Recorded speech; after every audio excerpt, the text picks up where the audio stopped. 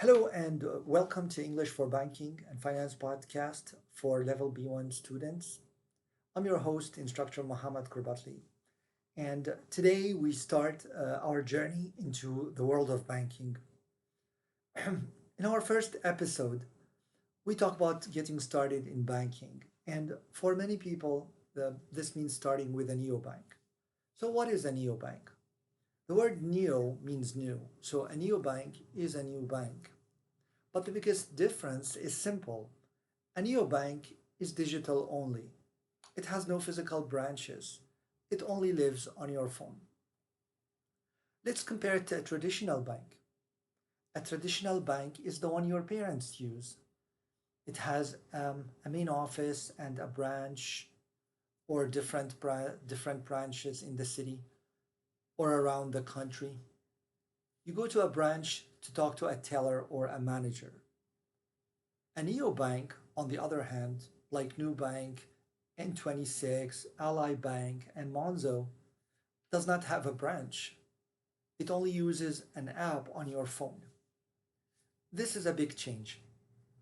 Today, many traditional banks are trying to be more digital, but a neobank is already 100% digital.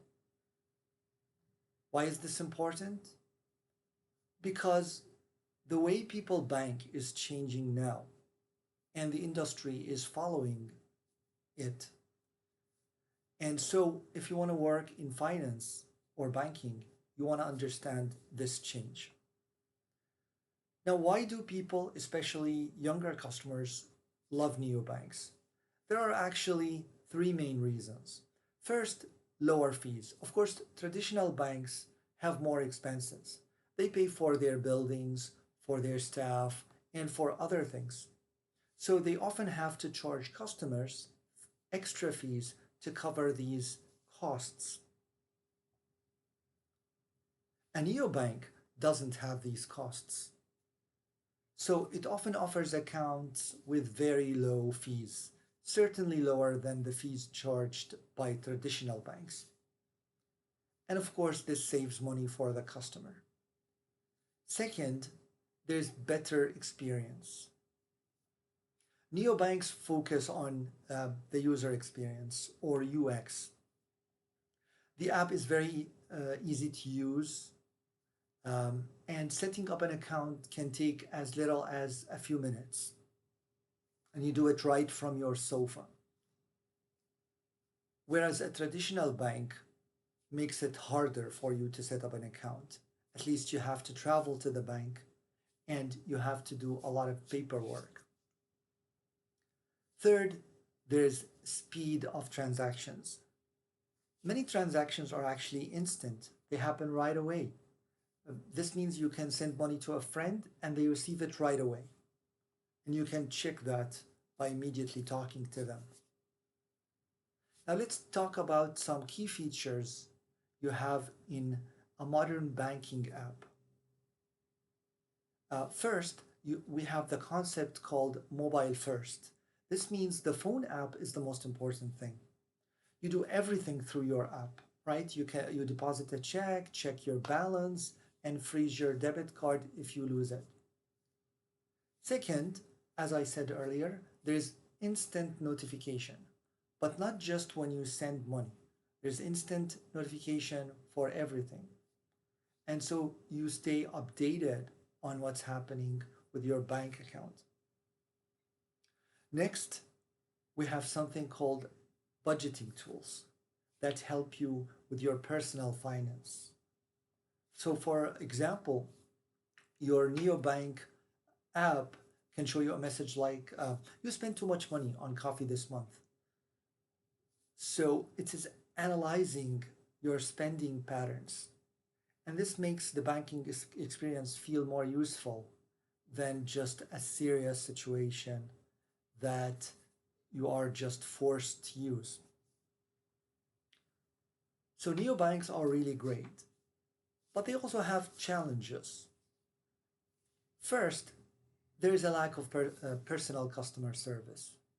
If you have a problem, you can't walk into a branch and talk to a person who can show sympathy, right, and help you face to face. You have to use your cell phone um, and use a chat, for example, or call somebody on the phone. And of course, for a complex problem, this can be difficult. Second, there's the issue of security. Because neobanks are 100% digital, they are a target for cyber threats. And of course, traditional banks have that, but here it's a bit more serious. And as of course, a cyber threat is a digital attack.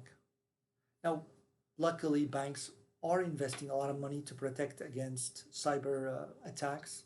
So this is called cybersecurity, and this way they try to prevent fraud, which is when criminals take your money. Third, we have regulation and the issue of how careful the banks are in protecting uh, your money in the way they invest it.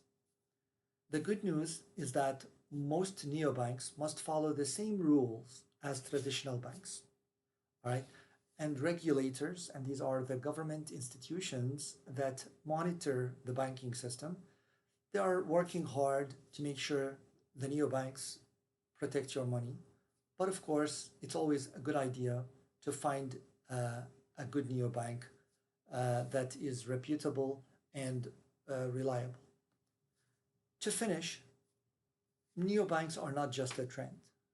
They are a fundamental change in the banking industry and in how we handle money.